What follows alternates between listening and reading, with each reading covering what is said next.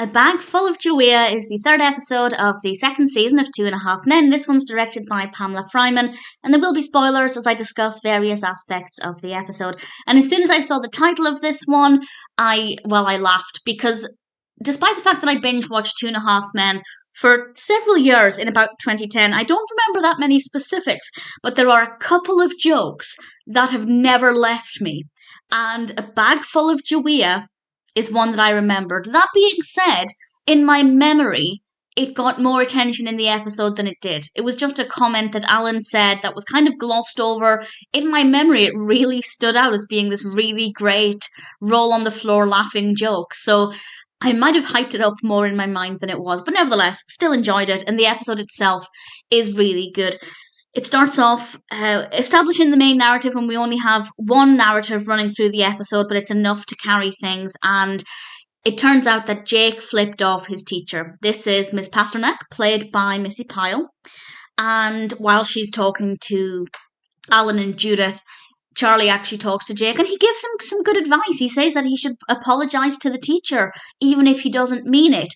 Obviously, the better advice would be try and mean that you're sorry. But at least he was giving some good advice to Jake about apologising when you do something wrong. And that seemed to go very well. Until later on, Charlie was teaching Jake some very sly ways to flip people off. And then in the middle of the night, Jake wakes up, goes to the kitchen, and finds his teacher there in a t-shirt and underwear, which is very awkward and not something any child wants to experience. And I think the way it played out was pretty interesting, very funny. Jake's response, repeatedly thinking or wishing that it was a dream, I think was very realistic.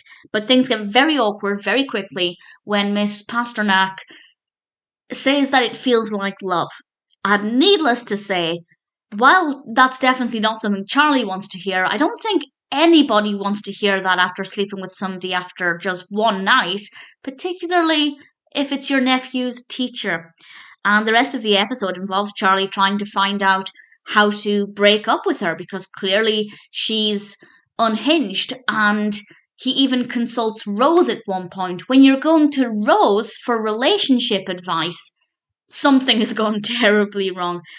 One of my favourite moments in the whole episode is when Berta enters the room. This is the scene immediately after we see Miss Pasternak in her underwear and a t-shirt. And I just knew that Berta was going to love this situation, and what she says to Alan about being clueless when Alan comes into the room I thought was very, very funny.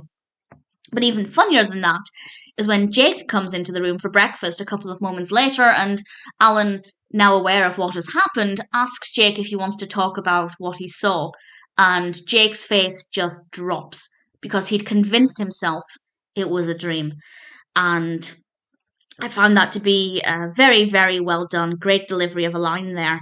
And I found this to be very unpredictable, because while Charlie's trying to find a way to break up with her, interestingly and surprisingly, Alan's encouraging him to keep dating the teacher, because everybody in the class, including Jake, are getting A's on their schoolwork and their homework. And obviously for Jake, that's kind of unusual.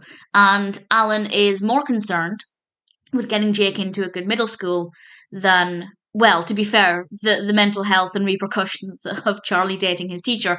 But he means well. Alan means well, at least. Charlie is just more focused on getting out of this, not even a real relationship with a woman who is very much thinking she's in love with him. And any of the scenes with her I thought were great.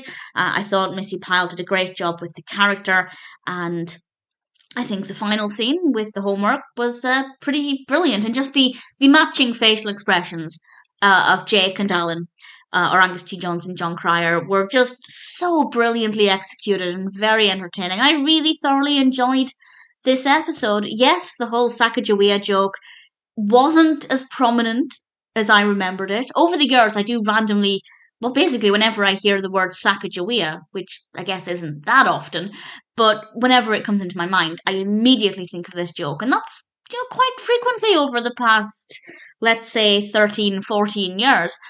And then watching it kind of just fell a little bit flat. That's not to say it's not funny. It's just for whatever reason I'd really hyped it up in my mind, in my memory. But I still enjoyed the episode. I still thought. And the joke still is entertaining. A bag full of Jawea. Credit to Jake. It's pretty funny. I think the line would have been funnier if it had been delivered by Jake, but it makes sense within the episode. I'm overthinking it. A bag full of Jawea is still a really great episode and one that I really thoroughly enjoyed.